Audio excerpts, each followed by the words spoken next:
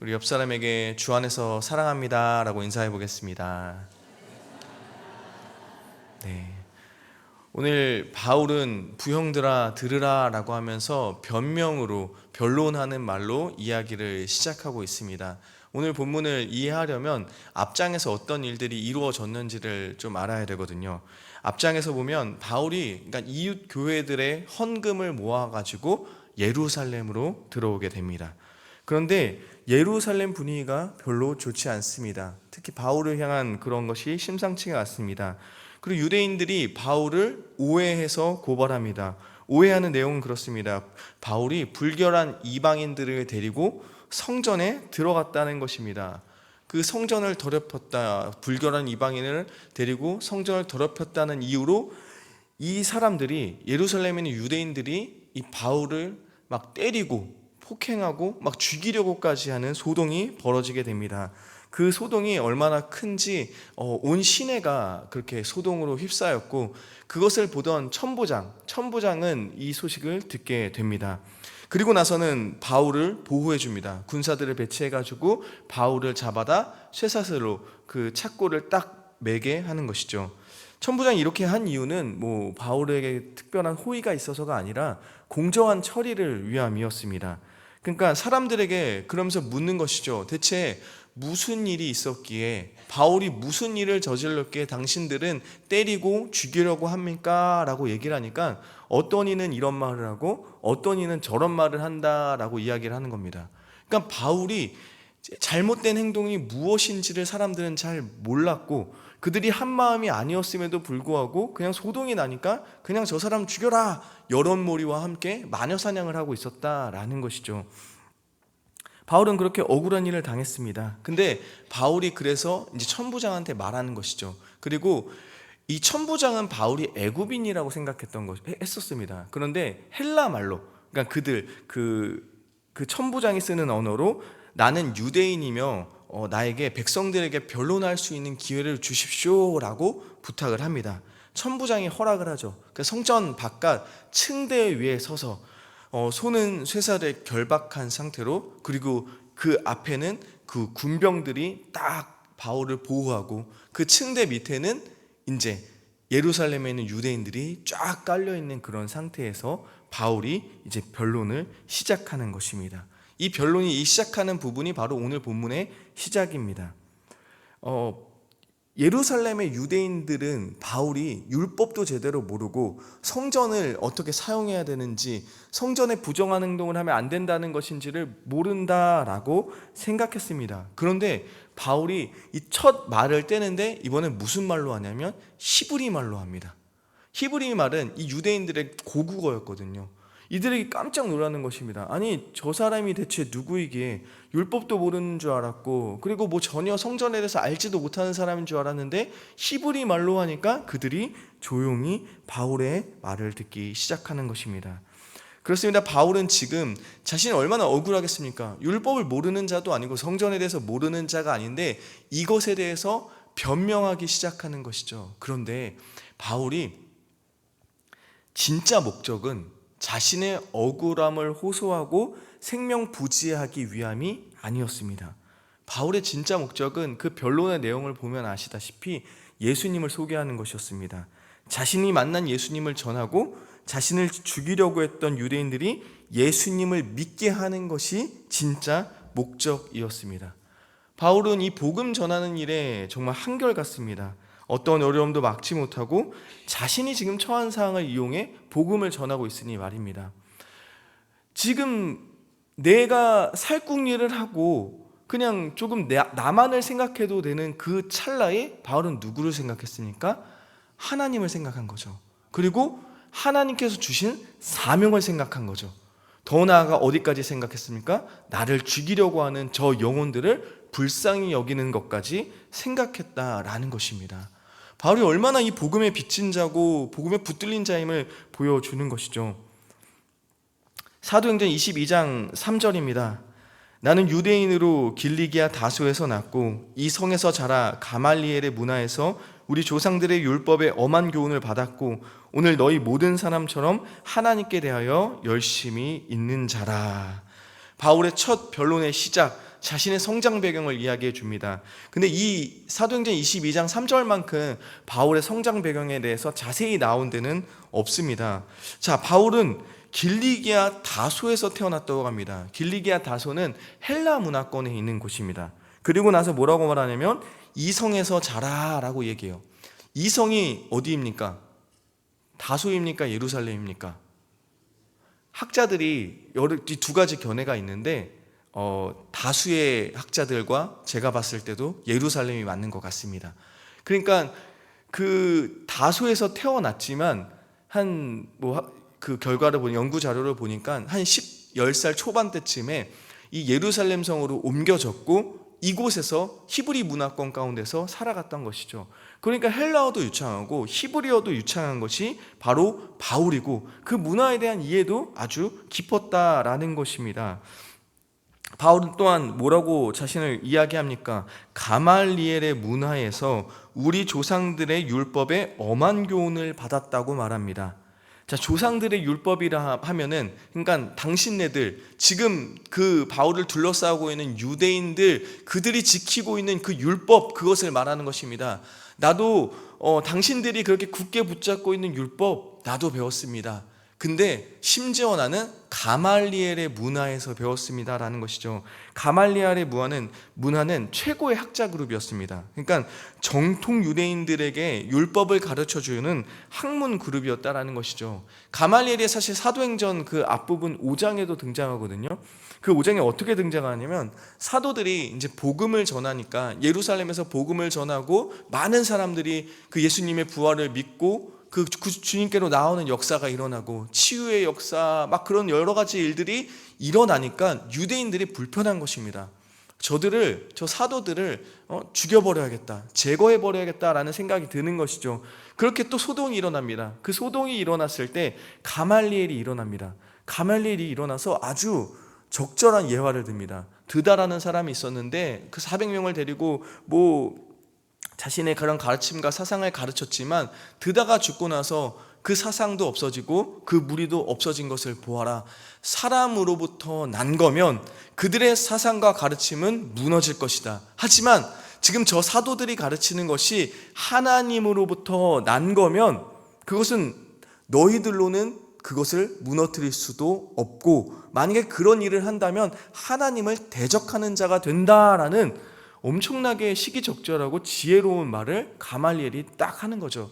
가말리엘이 그리고 그 사람들에게 존경을 받고 권위 있는 자였기 때문에 그 소동은 사그라들고 무마되는 그런 일들을 보게 되는 것이죠. 그러니까 지금 바울이 나는 가말리엘 문화에서 율법을 배운 사람입니다 라고 했을 때 이 유대인들이 인정할 수밖에 없는 것이죠. 가말리엘의 문화에서 배웠다고? 엄청난 교육과 정통성을 가지고 있구나라는 것을 알게 되는 것이죠. 또한 바울은 자신을 대해서 뭐라고 말합니까? 열심히 있는 자라 말합니다. 그러니까 율법을 지키는 것에도 열심이었고, 근데 그 열심이 좀 이상합니다. 그 열심이요 어디로 향합니까? 예수님을 믿는 자들을 박해하고 죽이기까지 했다면서 그 열심을 이야기하는 것이죠. 하나님에 대한 율법의 열심을 이야기하는데 그 결과는 예수님을 믿는 자들을 핍박하고 죽이기까지 하는 그 이야기입니다. 그러면서 다메섹 도상에서 예수님을 만난 이야기를 하죠. 자, 그럼 바울은 이 열심이 뭐길래 예수님 믿는 자들을 핍박하고 죽이기까지 한 것일까요?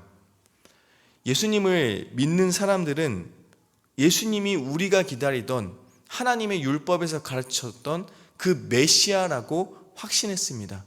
예수님께서 십자가에서 죽으시고 다시 살아나심을 분명히 믿었습니다. 그런데 그 당시 바울을 포함해서 많은 유대인들은 예수님을 메시아로 인정하지 않았습니다. 왜냐하면 그들이 생각했던 메시아는 이 모든 만물을 자신의 다스림 가운데 놓고 최고의 왕이 되어서 모든 것들을 다스리는 군사적 메시아를 생각했거든요.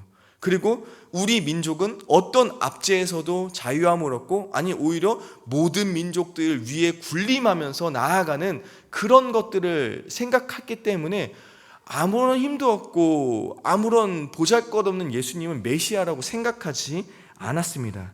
심지어 바울이 알고 있는 이 율법을 비추어 보았을 때도 그 신명기와 여호수아에 나무에 달린 자, 그러니까 하나님께 저주받았다라고 생각하는 자는 나무에 달려서 죽게 한다라고 했거든요. 근데 예수님 어떻게 죽으셨습니까? 십자가 나무에서 달려 죽으셨습니다. 그러니까 바울이 생각했을 때는 저 예수, 너희들이 부활했다고 믿는 예수는 하나님께 저주받은 자이고 신성모독하다 죽임당한 자일 뿐이지 메시아가 절대 아니라는 것이죠. 그렇다면 바울이 봤을 때 예수님을 믿고 예수님이 부활했다고 생각하며 따르는 사람들은 하나님의 율법을 회방하는 자요, 하나님을 또한 신성 모독하는 자의 반열에 있다 생각한 것이죠. 그렇게 생각하니 바울의 일어난 열심은 그들을 제거해야겠다, 그들의 사상을 없애버려야겠다 쪽으로 가게 된 것입니다. 그 사명을 이루기 위해 바울은 다메섹으로 가는 거죠. 공문을 받아가지고 다메섹에 많은 교회가 모이고 예수 믿는 자들이 있다는데 내가 다 처단하겠습니다, 내가 싹 다 잡아오겠습니다 라고 하는 것이죠. 그 포부를 끊고 나아갈 때에 다메섹 근처에 갔을 때 큰 빛을 보게 됩니다. 큰 빛을 보고 주저앉아 있을 때 그 빛 가운데서 음성이 들리죠. 주변에 있던 사람들은 큰 빛은 보았지만 이 음성은 오직 바울에게만 들렸습니다. 그 음성의 주인공이 누구입니까? 바로 예수님이었습니다. 바울도 분명히 알았거든요. 예수님은 십자가에서 죽으셨다는 것을. 근데 어찌 예수님이 지금 나에게 말을 하고 있는가? 그러니까 바울은 지금 부활하신 예수님을 다메섹 도상에서 만난 것입니다. 예수님을 만나고 이 부활하신 예수님을 만난 사건은 이 바울에게는 가장 큰 사건이었습니다. 모든 자기가 믿고 있고 신뢰했고 또 따랐던 모든 것들이 무너지고 새로운 진리를 받아들이고 자기 안에 많은 변화가 일어나는 그 사건이 바로 이 사건이라는 것이죠. 그리고 예수님은 바울더러 말합니다. 다메섹으로 들어가라. 거기에 들어가면 너에게 네가 해야 할 모든 것들을 누가 가르쳐 줄 것이다 라고 얘기하는 것이죠. 그 사람은 바로 아나니아라는 사람입니다. 다메섹 교회의 지도자였고 또 인정받는 사람이었습니다. 바울의 변론 중에 이렇게 소개합니다. 사도행전 22장 12절입니다. 율법에 따라 경건한 사람으로 거기 사는 모든 유대인들에게 칭찬을 듣는 아나니아라 하는 이가, 아나니아 다메섹 교회의 리더였음에도 불구하고 모든 유대인들에게 칭찬을 받는 사람이었습니다. 그렇기에 바울의 회심을 증언할 수 있는 사람이기에 더욱더 바울은 아나니아를 이야기하는 것입니다. 근데 이게 예수님께서 바울에게 나타났던 그 십정과 또 동시에 예수님은 아나니아에게도 나타납니다. 아나니아에게도 나타나셔서 사울을 찾아갈 것을, 그 당시는 이름이 바꾸기 전에 그러니까 사울이었죠. 사울을 찾아가라고, 그 바울을 찾아가라고 명하십니다. 그리고 예수님께서 하시고자 하는 말을 전하도록 명하십니다. 자, 아나니아가 사울을 만나서 한 세 가지는 뭐였을까요? 첫 번째는요, 지금 큰 빛을 보고 눈이 멀었거든요. 그 눈을 뜨게 했습니다. 두 번째로는요, 사울에게 예수님이 주신 소명이 무엇인지 가르쳐 주었습니다. 세 번째는요, 세례를 베풀었습니다. 그 소명이 무엇인지를 아는 것이 중요한데 사도행전 9장 15절 16절입니다. 주께서 이르시되 가라, 이 사람은 내 이름을 이방인과 임금들과 이스라엘 자손들에게 전하기 위하여 택한 나의 그릇이라. 그가 내 이름을 위하여 얼마나 고난을 받아야 할 것을 내가 그에게 보이리라 하시니. 여러분, 아나니아 입장에서 한번 생각해 보실까요? 바울이요, 아주 못돼 먹은 사람이었습니다. 한마디로 말해서 지금 우리 성문교회 성도들을 누군가 갑자기 폭행하고 감옥으로 끌고 가고 죽이기까지 한다면 여러분 어떻게 하시겠습니까? 여러분의 구역원을 그렇게 한다면 구역장님들 어떻게 하시겠습니까? 열받죠. 아나니아는 그 다메섹 교회의 리더였거든요. 자신의 교회를 뭉개뜨리고 무너뜨리고 성도들을 해하려고 오는 그 바울을 하나님께서 받아들이라는 겁니다. 받아들이는 정도가 아니라, 용서하는 정도가 아니라 그 사람을 하나님 나라의 가장 앞장선 일꾼으로, 전도자로 세우겠다는 그 말을 아나니아에게 하고 있는 것입니다. 아나니아는 어떻게 했나요? 그 말씀에 순종했죠. 자신의 머리로는 이해할 수 없거든요. 저 바울을 받아들이는 것, 바울을 전도자로 세우는 것 절대 이해할 수 없거든요. 근데 순종합니다. 예수님께서 하신 명령이기에 하나님의 큰 뜻 가운데 있음을 믿고 그 말에 순종합니다. 이 바울은 아나니아를 통해서 예수님이 누구이신지, 복음이 무엇인지, 진짜 진리가 무엇인지, 율법이 가르쳤던 메시아가 예수님이라는 사실을 믿고 확신하게 되는 것입니다.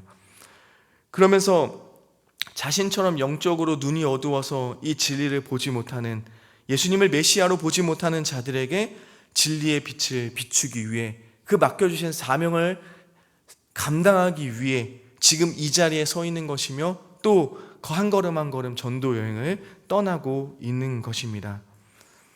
여러분, 지금 이 바울의 회심 이야기를 통해서 아나니아가 소개되는 이유는 자신이 무지할 때에, 영적으로 정말 어두웠을 때에 부활하신 예수님을 만나고 변화되는 사건도 있었지만, 예수님이 직접 만나는 경험도 있었지만, 그 예수님을 믿는 사람을 통해 자신도 변화된 것을 알고 있기 때문에, 또한 자신이 영적으로 무지하고 그렇게 죄 많은 사람일 때에도 불구하고, 자신들을 해하는 사람임에도 불구하고 자신을 긍휼로 품어주고, 또한 그 하나님의 사랑을 전하고 진리를 가르쳐 주었던 것을 이야기하면서 바울은 지금 아나니아의 입장에 서 있는 거죠.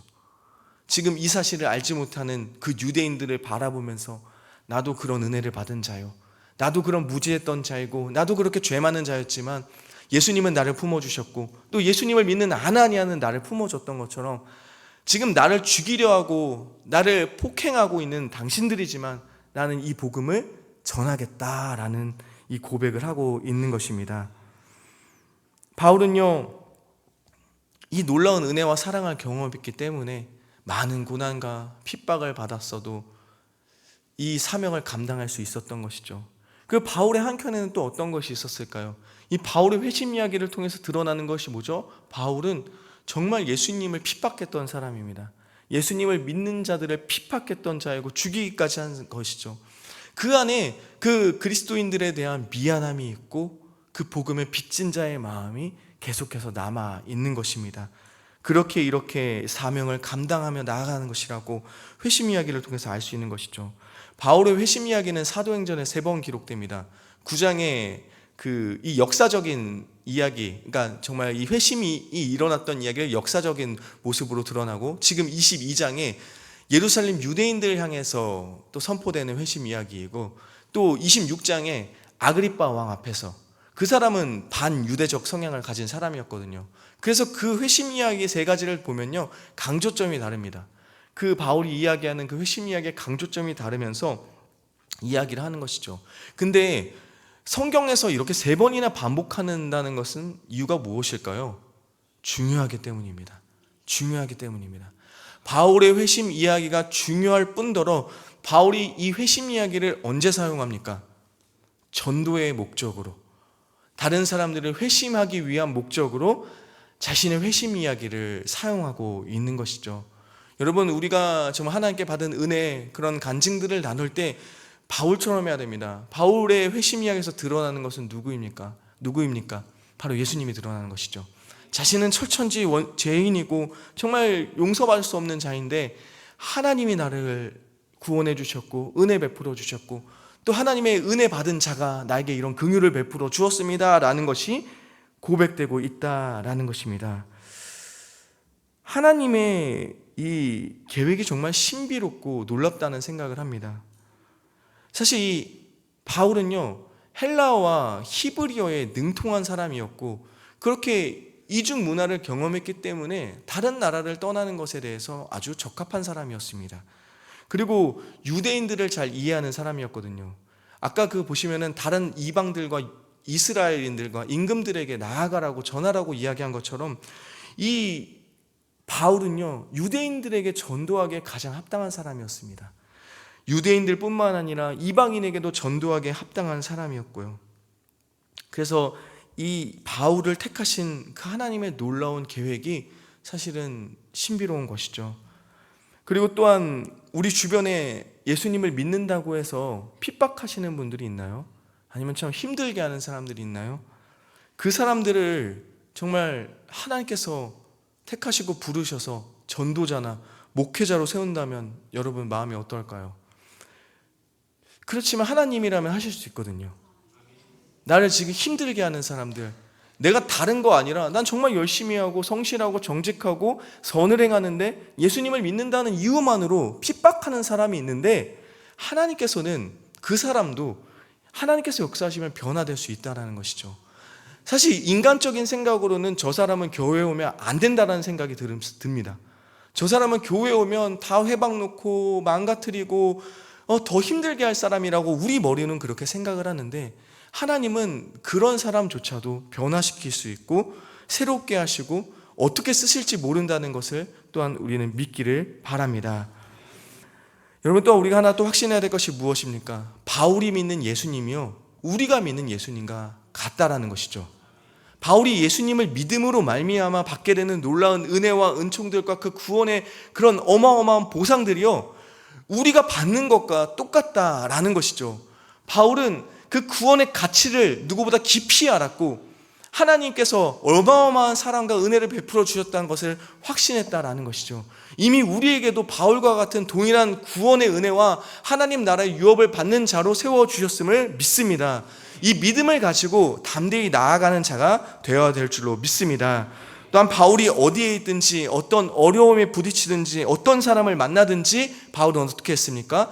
복음 전하는 기회로 삼았습니다. 우리를 통해 정말 우리가 어떤 상황에 있든지 예수 그리스도가 증거되고 많은 이들이 하나님의 사랑을 알게 되는 그런 복의 통로로 우리가 사용되어지기를 간절히 바랍니다. 이 부르심 가운데 정말 승리하며 나아가는 저희 모두가 되기를 바라며 우리 찬양으로 우리 고백하시면 좋겠습니다.